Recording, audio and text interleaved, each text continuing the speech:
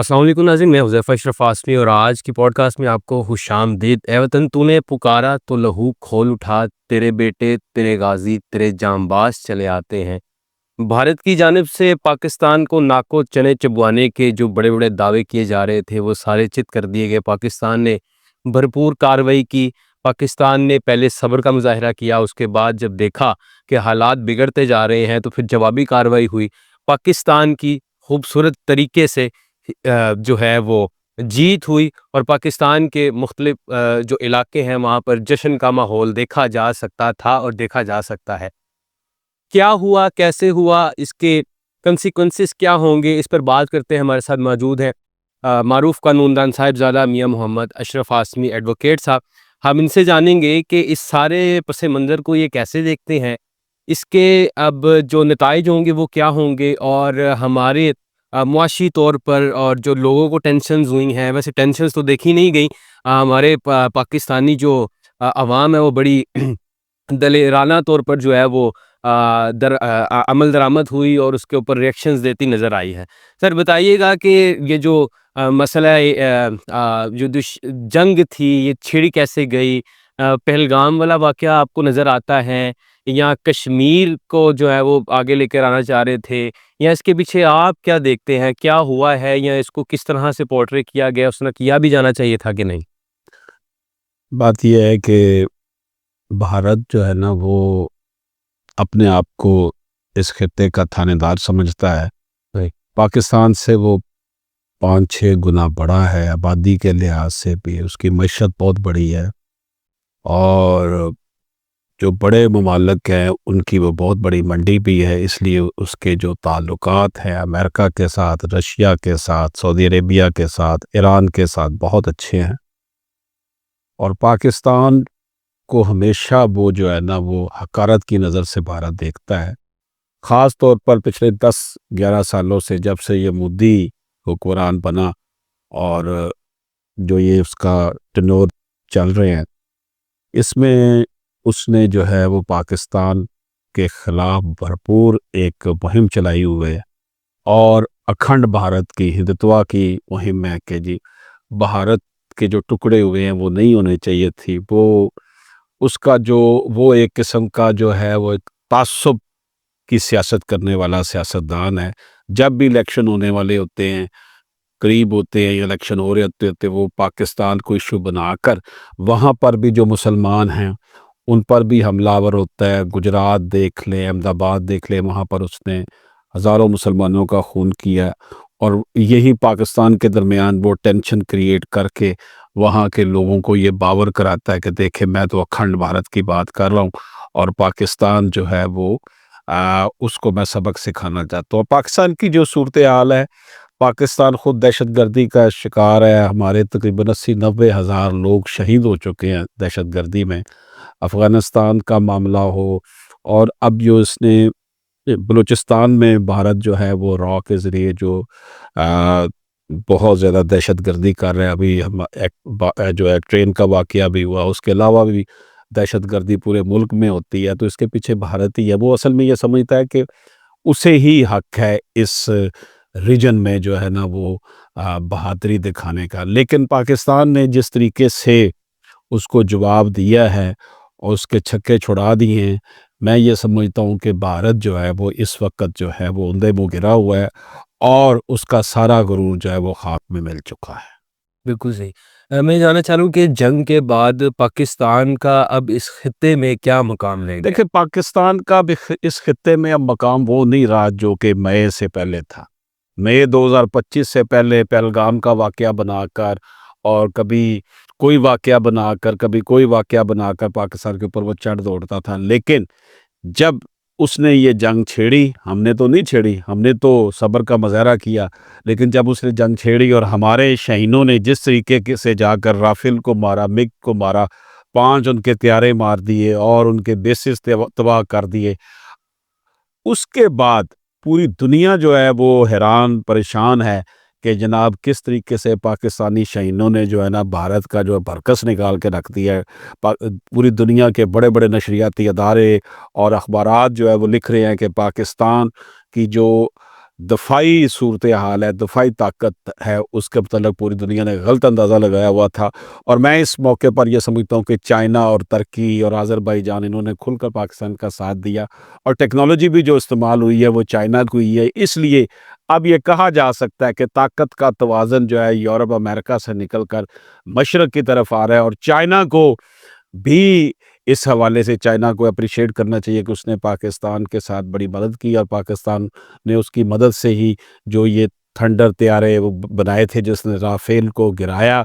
और उसके बाद अब रीजन में पाकिस्तान की वो सूरत हाल नहीं है जो कि मई 2025 से पहले थी। अब पाकिस्तान पूरी दुनिया की नज़रों में भी जो है ना एक बावकार अहमियत और हैसियत का मालिक हो चुका है, क्योंकि अब जो भी इसको देखेगा उसे पता चल जाएगा कि भारत जैसी जो ताकत है, माशी ताकत है बड़ी, और इतनी उसके पास हथियार है, इतने तैयारे हैं, उसको जिस तरीके से पाकिस्तानी शहीनों ने शिकस्त दी है, उसके बाद अब पाकिस्तान की इस रीजन में जो है वो अच्छी खासी जो है वो बावकार उसको मकाम मिल चुका है। बिल्कुल सही। पाकिस्तान को अब सफारती महाज पर क्या करना है? देखिए, डोनाल्ड ट्रंप जो अमेरिकन प्रेसिडेंट है उन्होंने इसके अंदर इंटरवीन किया और इनको टेबल पर लेने लाने की कोशिश कर रहे हैं, और इसी वजह से फायरबंदी भी हुई है और जंग बंद हो चुकी है। और उन्होंने कहा कि हम इससे किसी न्यूट्रल मकाम पर जो है इन दोनों को बिठाएंगे, पाकिस्तान और इंडिया को। सफारती महाज पर अब हमारी जिम्मेदारी है कि हम मसला कश्मीर को हल करें, और भारत जो दरअंदाजी कर रहा है बलूचिस्तान में दूसरी जगहों पर, उस पर उसे भी रोकना चाहिए।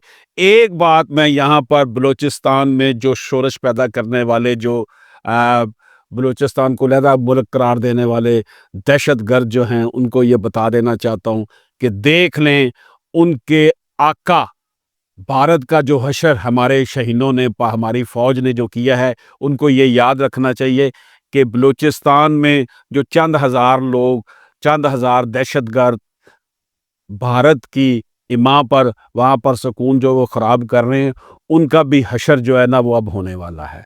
पाकिस्तान एक बावकार मकाम हासिल कर चुका है।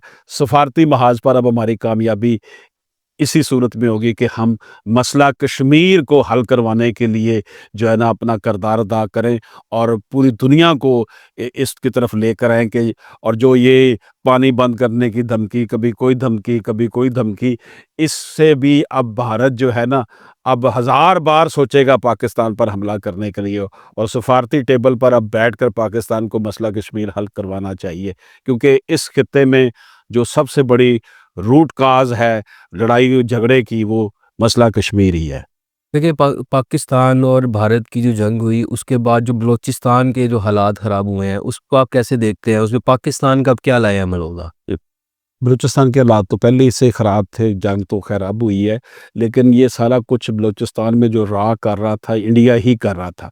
अब बलूचिस्तान की जो ये नाम नेहाद वहाँ पर जो मूवमेंट चल रही थी बीएलए की, उसको ये सबक मिल गया है कि पाकिस्तान आर्मी, पाकिस्तानी कौम के पास मुकम्मल ताकत है कि वो उनको जो है ना वो जड़ से उखाड़ फेंकेगी, और उनको अब उनका कोई पुरसाने हाल नहीं रहेगा। इंशाल्लाह ताला बलूचिस्तान में भी अब अमन पैदा हो जाएगा।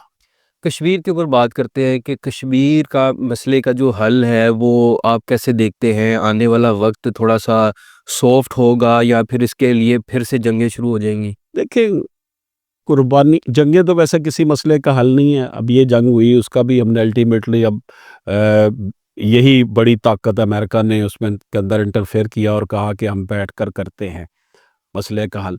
जंगें मसले का हल नहीं होती, लेकिन जंग नागुज़ीर भी होती है। जंग के बगैर अब भारत हमारे ऊपर चढ़ाई किए जा रहा था, गोलाबारी किए जा रहा था, ड्रोन कर रहा था, फेंक रहा था, लेकिन जैसे ही पाकिस्तान ने जवाब दिया तो वो टाइम टाइम फिश हो गया। जंग मसले का हल नहीं होती, लेकिन जंग होनी भी होती है, मसले के हल करने के लिए काम आती है। तो कश्मीर जो है उसने आज़ाद होकर रहना है। मुसलमान हुर्रियत पसंद है, मुसलमान कभी जो है वो गुलामी में नहीं रह सकता। इंशाअल्लाह ताला कश्मीर ने आज़ाद होना ही होना है, और इसका हल जो है वो अब टेबल पर ही निकल सकता है, सफारती महाज पर ही निकाला जा सकता है।